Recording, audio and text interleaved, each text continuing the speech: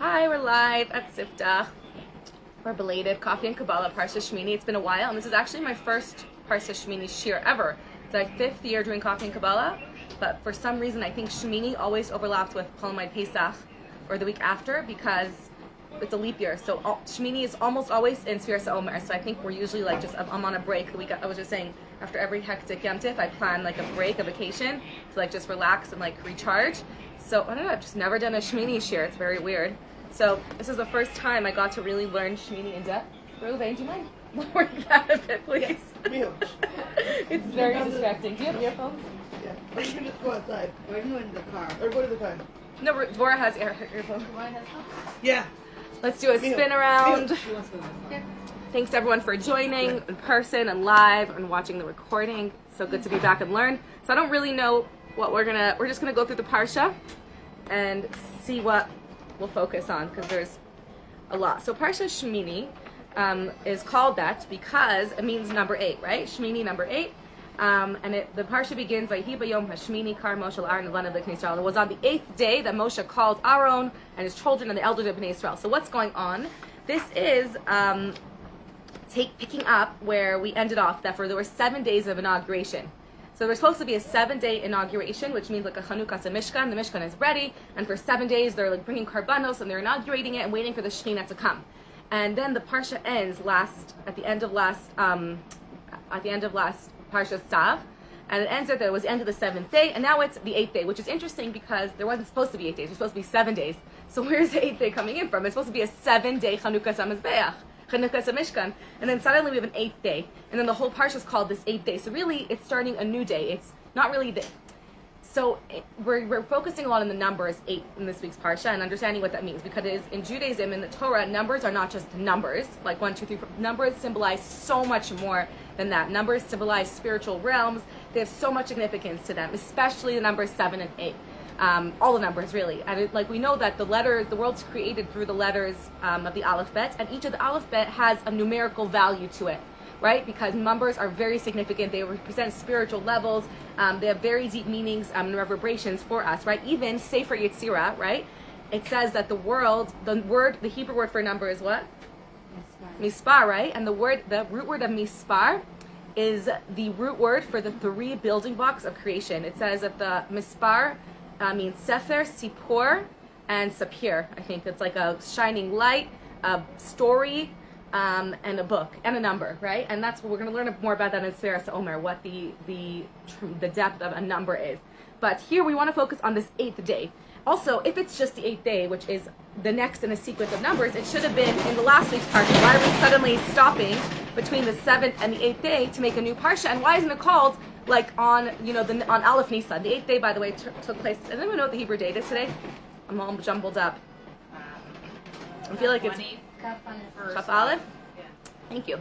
Chaf Aleph Adar. So this took place. The 8th day is really the 1st of Nisan. So why doesn't it say and it was on the 1st of Nisan after the 7 days, right? Why is it continuing the sequence? And if it's a continuation of the sequence, it should be in last week's parsha. We want to understand this like 8th and the connection to the 7th, and if it's connected to the 7th, why is it suddenly beginning and it was on the next day in a completely new parsha, and this whole parsha is called Shemini, so there's obviously a lot of depth to it.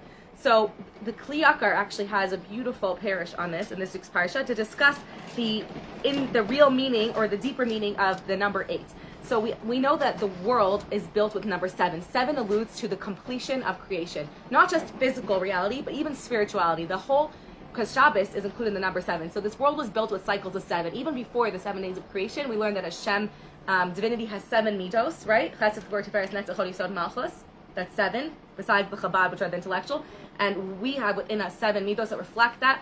And even in the order of the world, 7 is a cycle. The whole world is created in cycles of 7. 6 mundane days, and then 7 is the holy day. Then in Sfiras Omer, right, we have 7 weeks of 7, 49 days. Then in Shemitah, we have 7 years. The whole world is built in this cycle of 7 because 7 reflects the completion of creation, right? Kol Hashvi and Chavivin. Then in the Yovel years, right, we have 7 cycles of Shemitah. And we have so many more. I mean, if anyone pops up any more ideas of how 7 reflects in our lives, in the natural order of completion of creation, let me know what I missed, because I know there is a couple more. then so 7 reflects not just the created reality. The highest level we can attain in reality is the 7th. That's the natural order of things, right?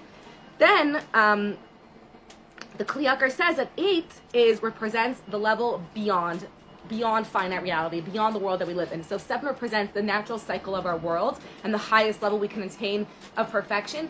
8 represents that infinite level, right? Like we know in Hanukkah that the 8th day, the eighth day of Hanukkah, the 8 days that the miracle lasted, was all representing the miraculous, that beyond nature, the level that human cannot reach to. So 7 is the highest level we can aspire to reach, and 8 is that level from above, the level from Hashem that's beyond nature, beyond our capacity to reach on our own. It comes from divine, it's infinite, it's not related to the creation of the world, it's completely detached and unconnected to the level above the creation of the world. And Kli Yakar says this is actually hinted to, this is the last part, the last 7. Just like we have 7 days of the week, we learned that there's 7 millennia, which means 7,000 years of creation, and Mashiach is in the 8th millennia. So each day of the week, kind of in above, it says that 1,000 years above, 1,000 years here is like 1 day above. So above, there's this like giant cosmic, universal, week-long cycle that happens, which are 7 millennia of creation, each divided into a different day of the week.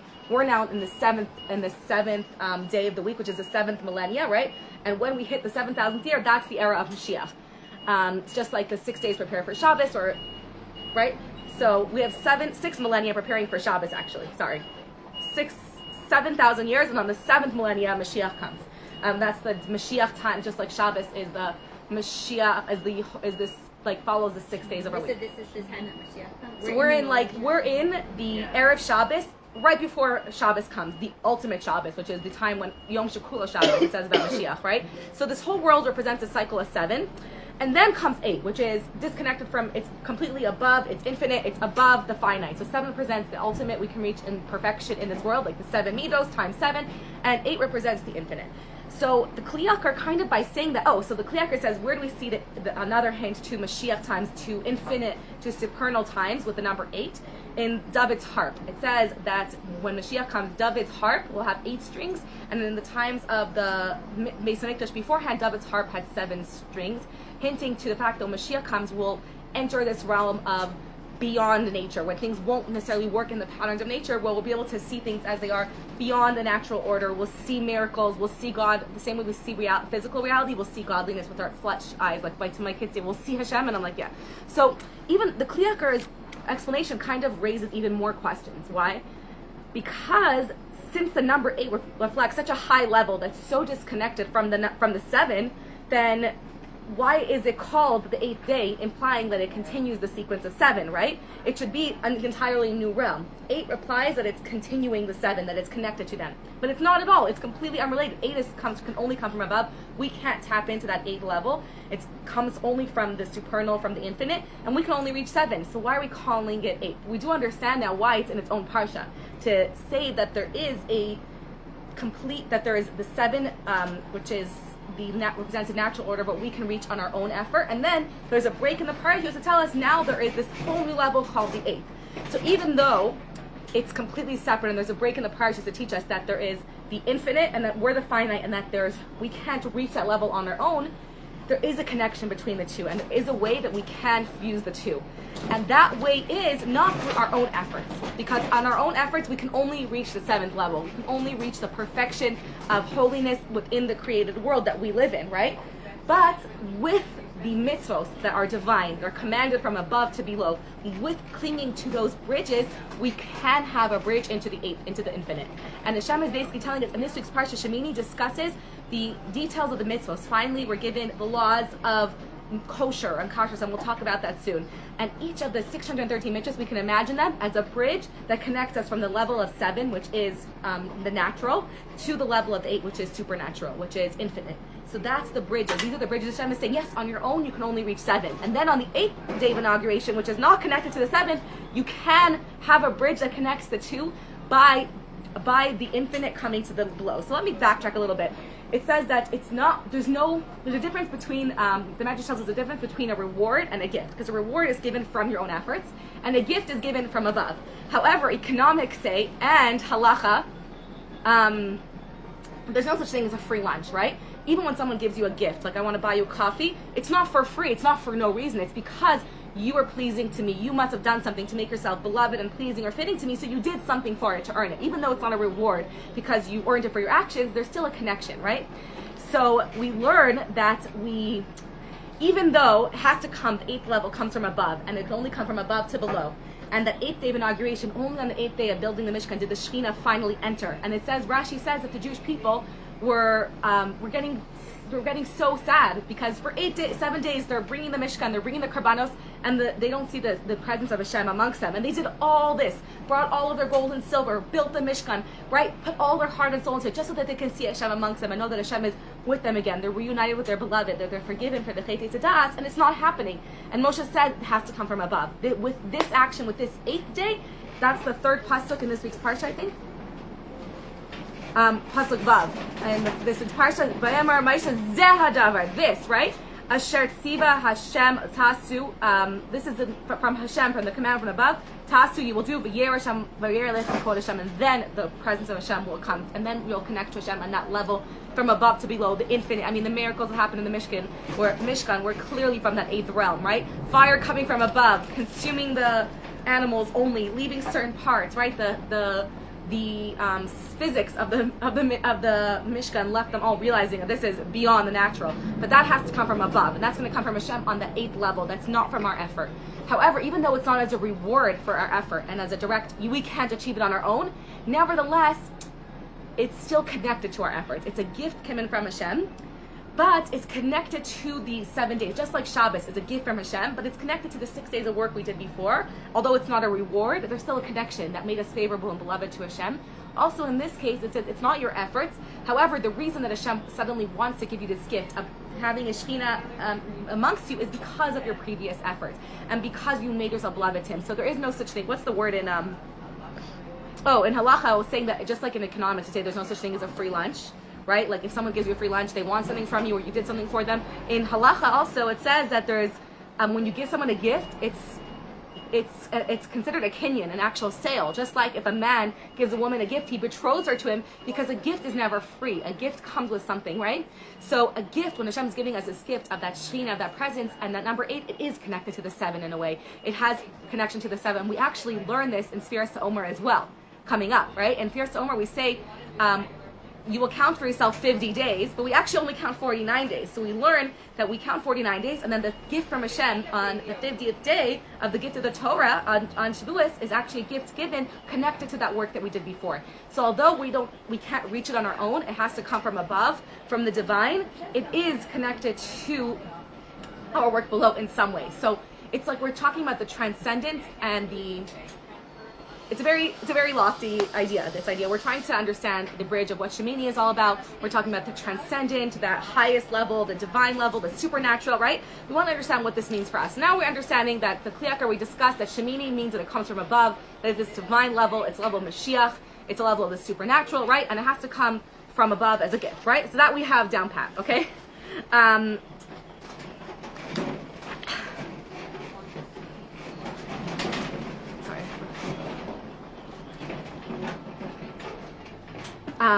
Nevertheless,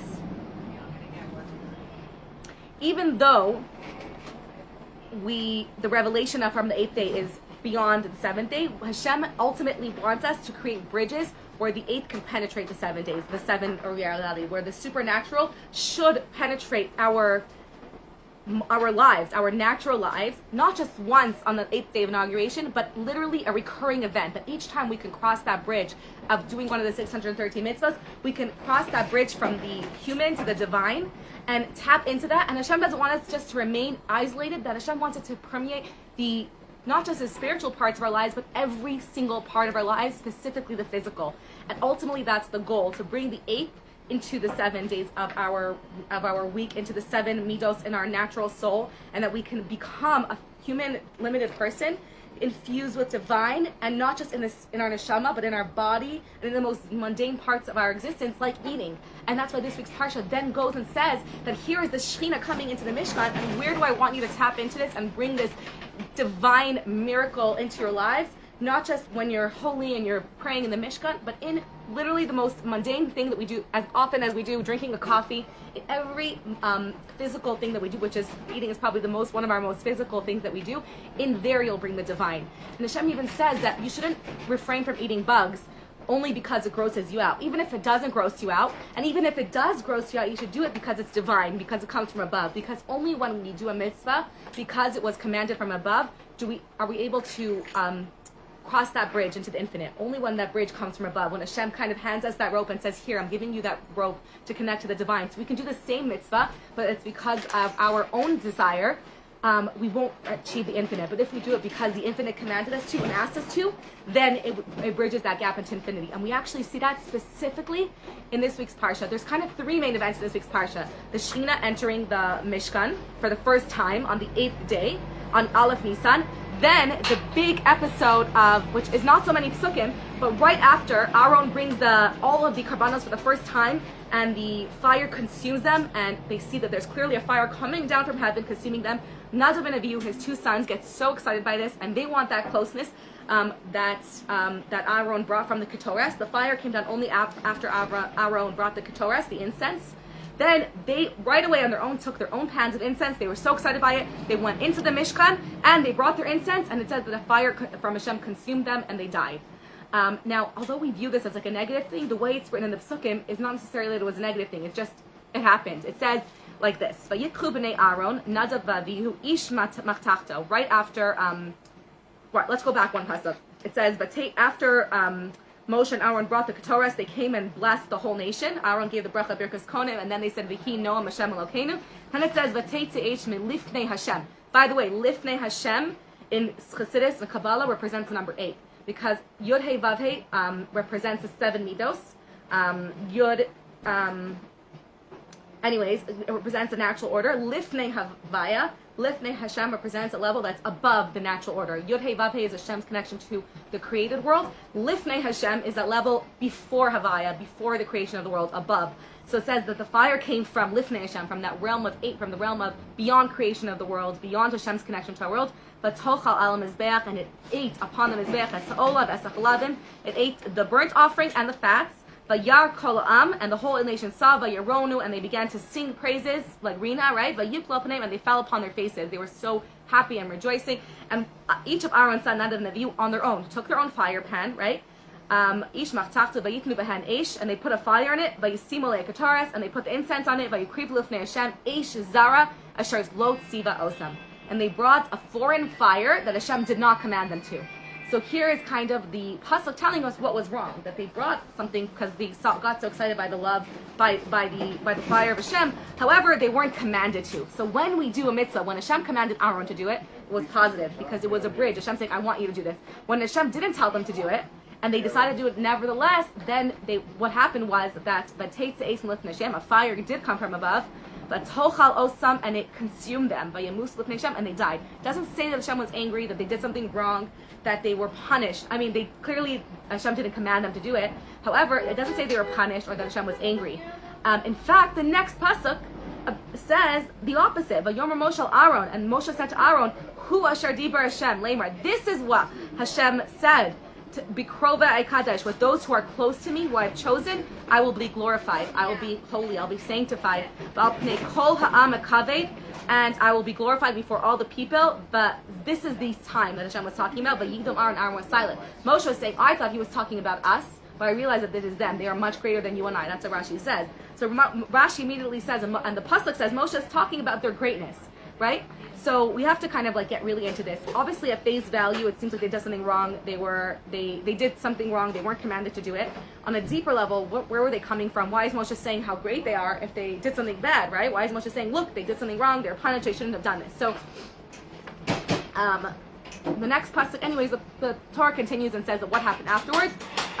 Moshe called their first cousins, Mishael and El-Safan, who were the sons of Uziel, who was the brother of Aaron. So the first cousins of Nadav and Avihu, and he told them, come take the bodies, bury them from outside the Machana. Now, something really interesting that we learn from this is that their bodies weren't burned. Their bodies were intact, and it says in their clothing, and it says in their full clothing. That the fire that came down from heaven, when it says, Rashi says, it went the kutonatam. It says take them in their in their robes, shel mesim melamed shelo nisru b'gdeim, that their clothing didn't even get burnt. Ela nishmasam, only their soul was burnt.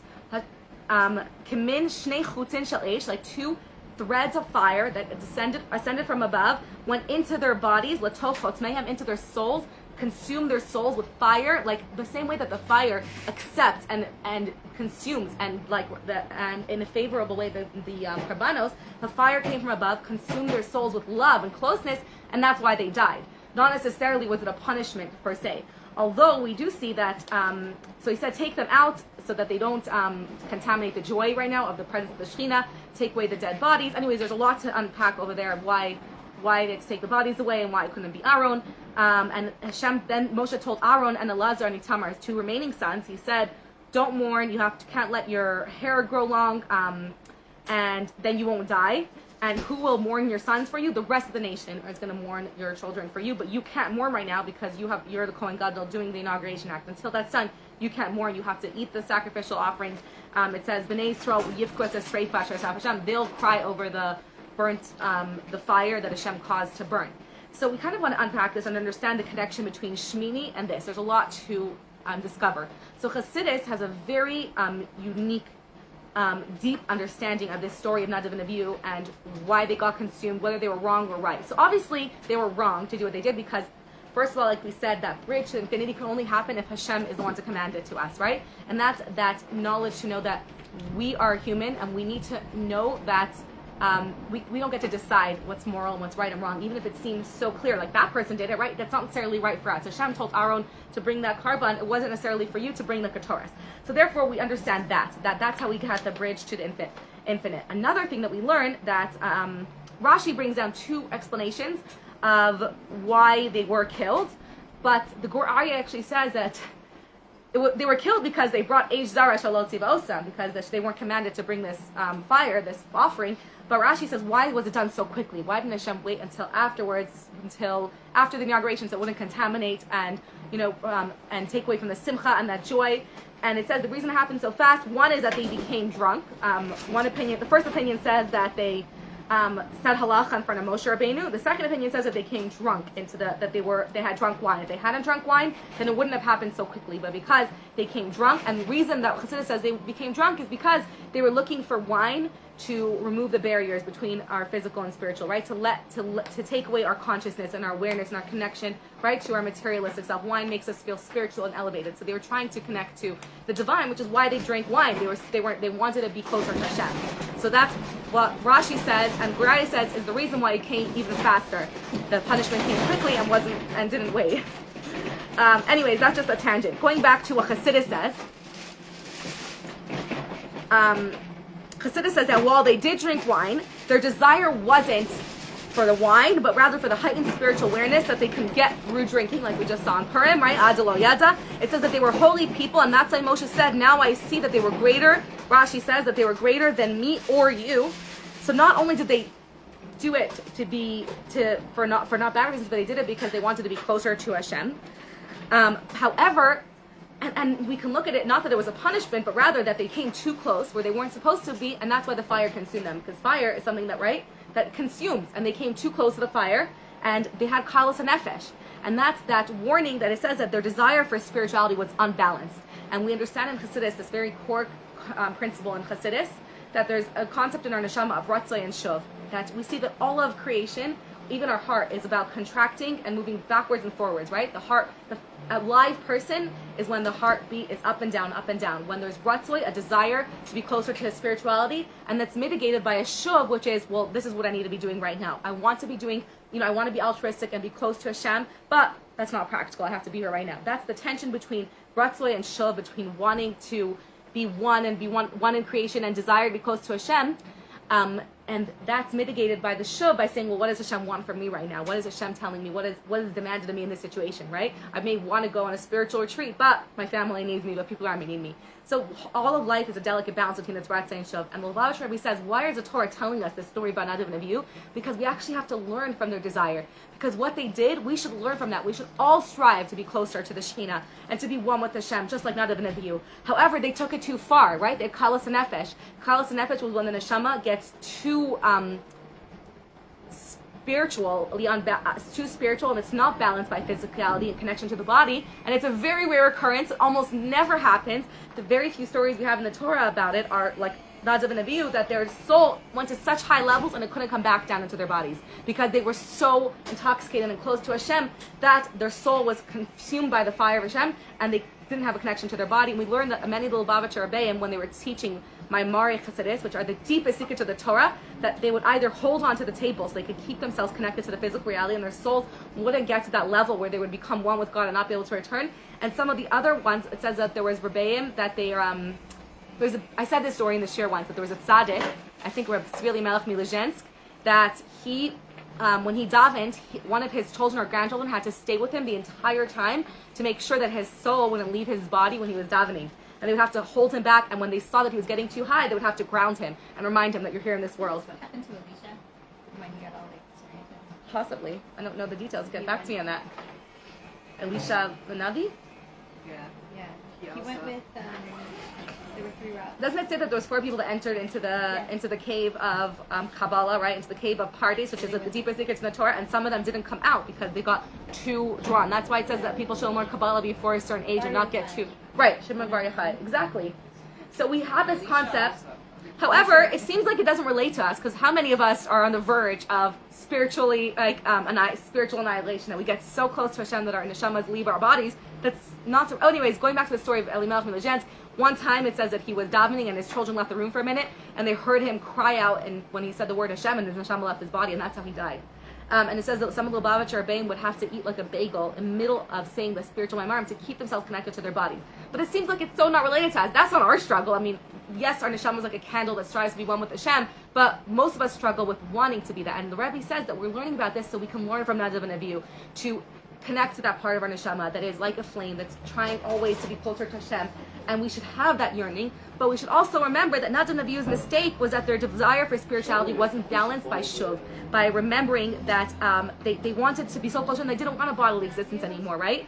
And while it's appropriate and amazing to have an intense yearning for Hashem, we need to refocus our spiritual inspiration to realize that what Hashem wants from us is to take that level of 8, of that high level of the supernatural, and bring it back specifically into a physical existence, into our physical mundane lives. That's the reason Hashem created the whole world, to take the spiritual, the infinity of Hashem, and that it should be a part of our physical reality, that we can connect to Hashem and bring the spiritual into the physical, right? Into the mundane reality. So that's what we have to remember all the time, to balance those two. And that's kind of what this pasuk, this parsha is about, that taking that Shemini, the level of 8, and bringing it into the 7, and connecting it back to the hearts of our lives.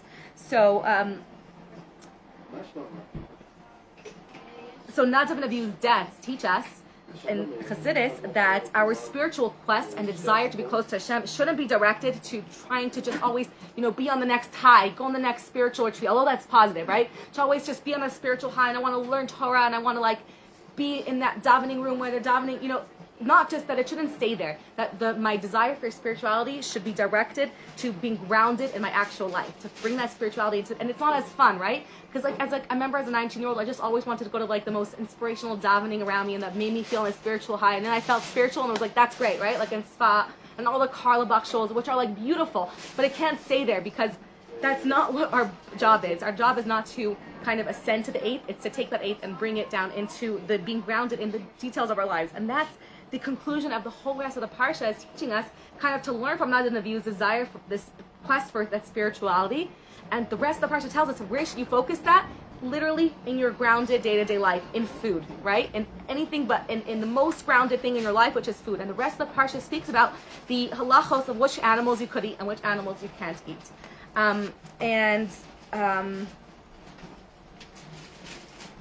So I'll go through that really quickly in a spiritual. We obviously know the halachos of animals, right? First, we say that which animals can you eat? Any animal that chews its cud and has split hooves. That's what it says in the Torah. That's animals you can eat. And then it lists 4 animals that have one of these symptoms, but not the other one, and you shouldn't eat them. Do you know what they are? Pig, right? Pig is the only one that has split hooves, completely split hooves, but does not chew its cud. And then there's 3 animals that have chew their cud, but their hooves are not completely split. It's the camel, the hyrax, and the hare that have chew their cud and have partially. Wait, they don't chew their cud. they chew the cud. They chew their cud, but their hooves, right, obviously camels chew their cud, but their hooves are not completely split. They have partially split hooves or not split hooves at all. So the Torah singles those out, and that's like really beautiful. So I'm going to teach you the deeper significance, right? Because we all know what kosher is. So let's go into the why. Obviously, kosher is a law from Hashem. It's halacha from above. We don't understand why Hashem told us to be kosher. It's one of the chukim. Nevertheless, when we learn that kosher means kasher, it's fitting for you. And we learn that the animals that we eat affect our uprightness, and they affect our psyche, because everything we eat becomes a part of us. Literally, the food we eat becomes a part of us. It sits on us and it stays with us for a long time, right? And because it becomes a part of us, we're so careful that what we eat should affect us in a positive way and affect us and make us more refined and not make us more animalistic, even though we have the animal within us. So in one way, we want to make sure that the animals that we eat are refined, and also that the animals that they also refine the animal within inside of us, and that they help us refine the animal within us and not make it more animalistic and more like, for example, we don't eat predatory animals that capture and chase and eat other animals, because we don't want to give more life to that part of inside of us, or the bugs, the creepy crawlies, right? We don't want to enhance that part of inside of ourselves. But we also learn a lot about, from the specific halachos about chewing their cud and having split feet, and about fins and scales, we actually learn in spirituality what that represents. So we learn that split hooves and chewing your cud actually have similarity. What does split hooves mean? It means that it literally, the bone of their foot has like separated into two bones. Not just that they have 3 legs and they're separated, rather that their bone is split. And split hooves represent our feet and how we act in our day-to-day practical life. And chewing your cud is a more of an internal process. You can't really look at an animal and know if they're chewing their cud or not. But you can look at an animal right away and see if they're chewing if they have split hooves. So split hooves represents our outward lives, our outward actions, the way we conduct our daily lives, like our feet. Right? Our feet are the most conducting physical thing that we do. And our chewing our cud represents our inner refinement process, refining, literally just like refining food. So what does chewing cud mean? Chewing cud means that an animal digests its food, and then it comes back up and it digests it and it chews it and it redigests it over and over again. Sometimes not just twice, over and over again until it's fully digested.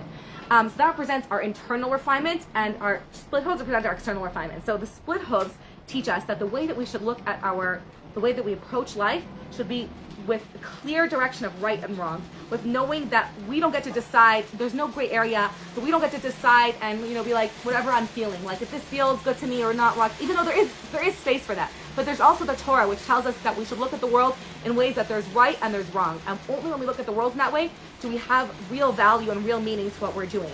So it's the way that we approach the world should have a right path and a left path, and we should always remember and go back and learn and recenter and look to the divine, look to Hashem, and the way we conduct ourselves and say, what is, is this right or is this wrong? Is this coming from the side of holiness or is this coming from the side of negativity? And it's so gray, right? Sometimes it's like something feels so right, but the Torah tells us it's wrong, right? And sometimes there's so many gray areas, and we have to look back into Torah and really look within ourselves to say, is this really coming from a good place? Will this make me a better person or not, right? Even though sometimes I want to convince myself. So we have to have a very strong moral compass of right and wrong on the outside.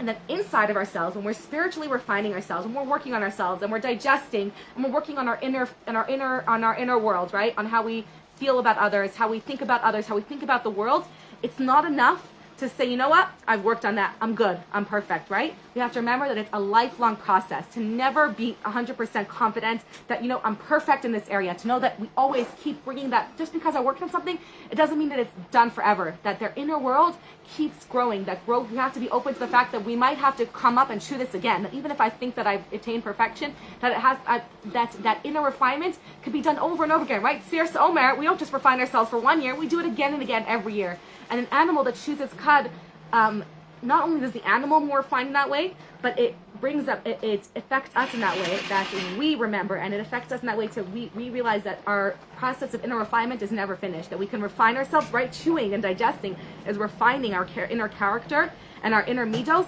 and that we could do it again and again. And just because something was good for me until now, I'm at a higher level, I can now chew it again, and I can now digest it again with a more refined sense of spirituality. So this is what the chewing your cud and having split hooves represent in our internal world, in the spiritual sense of how it affects us. And we want to make sure that we eat animals in that way. Now, another time I'll teach you about, just to talk about the pig. The pig is the animal that has clearly split hooves, However, inside, it's it hasn't worked on itself at all. But therefore, the Medrash tells us when Mashiach comes, a pig will be kosher. Because really, at the end of the day, in the right situation, in the right circumstance, the main thing is the deed. So the deed, because the pig has its split hooves, it has its deeds, right? It's doing the right thing. Inside, it's gluttonous, it rolls around in the mud, right? It hasn't refined itself yet, so we can't eat it right now. We don't want that to affect us that way, to be like a pig-like, right? But in the right settings, in the times of Mashiach, when the world is elevated, then the pig's inner world will kind of match its outer world. It will be able to refine the inner world, because the main thing really is a deed. So we do learn that the pig has that element. And that's why in Hebrew, the pig is chazir, right? Which means yachzor, because it will return. Because when Mashiach comes, yachzor, it will return and come to the side of holiness. The negativity of the pig, why the pig is singled out, is that it says that a pig sticks out its hooves and says, look, I'm perfect, I'm kosher.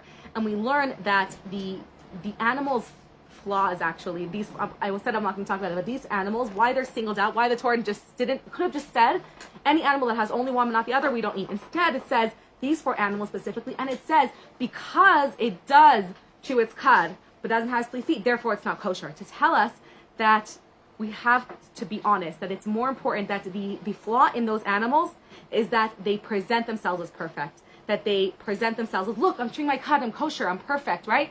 I'm not having split foot, but they're presenting themselves. And the pig, more than anything, it presents itself as perfect. Look at my hooves, I'm great. But inside it hasn't done any work at all, right?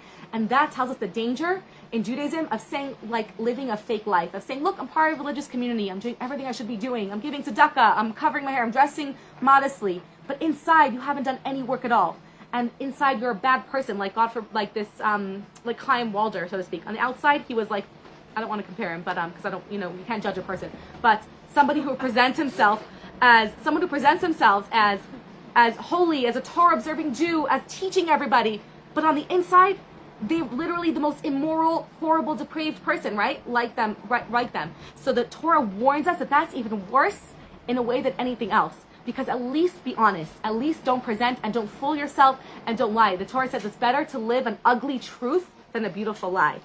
And don't live a lie that we think or we present ourselves that we're kosher, we're part of a religious community, I'm so holy, I'm a religious Jew, right? But when inside or outside, we're completely not living in line with what a religious Jew connected to Hashem is supposed to be like. It's much better to be able to be 100% honest and say, I'm not where I'm supposed to be, right? I'm a non-kosher animal. And the danger is when you say, look, I look like I'm a kosher animal, right? I'm a kosher person, I'm religious, I'm honest, right? But when there's so much dirt and garbage, it's much, much better to be honest and present yourself as you are, as an honest person. And there's actually a study, it's a really incredible study in the University of Cleveland in the 1980s, that they made up 2 fake job candidates, David and John. And they were identical, the job applicants, with the same resume, the same references, and everything identical, except with John, they wrote, John is difficult, sometimes very difficult to get along with. And they added that about John. And they presented it to a series of applicant review people. I forget what the name is called, job personnel review, applicant reviewers. And overwhelmingly, they all supported John over David, whose application was identical, but didn't say that he was a very difficult person to get along with. Why? Because that element of truth, of accepting his flaws and knowing that he's not righteous or perfect, help them believe all the other parts of him. So we learn that it's so much better to not lie and present ourselves and say, look, I'm a holy religious Jew, I'm a rabbi, I'm teaching you, and I'm perfect, and rather to embrace that ugliness and that animalistic sides of us, and to be true with ourselves and to be honest and not to misrepresent ourselves. And not that we shouldn't try to be better, but we should be much more important to look at ourselves and be 100% honest about who we are, and then there's truth and we can accept the good. But when someone lies and covers up and deceives themselves as saying, I'm a religious Torah observant Jew, that's the Torah is warning us against that by saying that these animals, what's wrong with them is not that they're missing one of them, but rather that they show that they have one of them and present themselves as kosher, as perfect. So we should be very careful not to fool ourselves or lie to ourselves or lie to anyone else about who we are and give false assumptions. That's such a powerful message that I think we all need to internalize and be aware and not look at somebody and say, oh, they're a rabbi, let me believe everything that they tell me, right? Because a pig has split hooves, right? So let me look at what kind of character they are, how they treat people. Let me look deeper before I, judge a person by how they look on the outside, right? And let me not just look and say, this person needs to have the wholeness of all of it for me to take. Not that you can't learn something from everybody, but to be careful by judging somebody just by one thing that they present themselves to us with. Anyways, that's a tangent. The end, I'm not going to talk about fins. Fine, I'll tell you a little bit about fins and scales. What do they represent? There's a medrash that tells us that all animals that have scales, also, all fish that have scales also have fins. Okay, let's get this, okay? But all animals, all fish that have fins don't necessarily have scales. Now, logically, the Torah could have just said, you can only eat animals that have scales, and it wouldn't have to tell us we have to have fins, right? Why? Because if they have scales, then they have fins. So it seems so redundant that the Torah added that the animal should have fins, because if they have scales, then they're going to have fins, right? Get it? And the Medrash, I think the Gemara tells, why did the Torah say this? To add to the greatness of the Torah. Yagdil Torah v'yadir. To add to the greatness of the Torah. And Chassidus tells us something really deep, that fins, scales, represent the two things that a fish needs to be... fish represents the Jewish people, right? Fish is the month of Adar. We're still in Adar. I could have brought my fishies today, my real fishies. Fish represent a Jewish person. Like Rabbi Kiva was risking his life to teach Torah. Someone said, the emperor is going to kill you. Why are you doing this? And Rabbi Kiva said that just like a fish taken out of water will die, I know that me not being connected to Torah and a Jew not connecting to Torah is going to die anyways. So I'm not scared of death because I need to be connected to Torah, because Torah is our life source. And just like a fish needs to be in his life source, right? So we are just like a fish. We need to be connected to Torah. So we learned that the fins and the scales represent how we connect ourselves to Torah, how we remain connected to our source, just like fish are, with fins and with scales. Scales are a fish's armor to protect him from the ever-changing environment. It protects him from the changing weathers, the changing temperatures in the water, the external things that pass him in the water, the debris. That's what scales are. They're armor, right? We call a person who wears an armor as a scale. And the Torah is our armor. When we live in a sheltered Torah environment, that's our scales. Remember that we should surround ourselves in a Torah environment, protect ourselves with Torah so we're not affected by the outside environment as long as we're connected to our source. And fins are how fish get further, get across the ocean to the other parts of the ocean.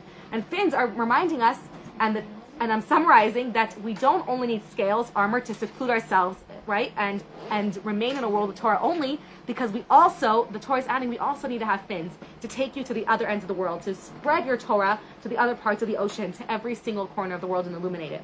So I hope we can learn something and be inspired from this week's Parsha, and especially to remember that our job, just like the fish, is not just to remain protected by scales only, which is very important, which is the number one thing that a fish needs to have, but number two, also to take that holiness and swim, and take our fins and let it swim us to every part of our lives, to bring that Torah into the farthest corners of our lives and the people that we encounter.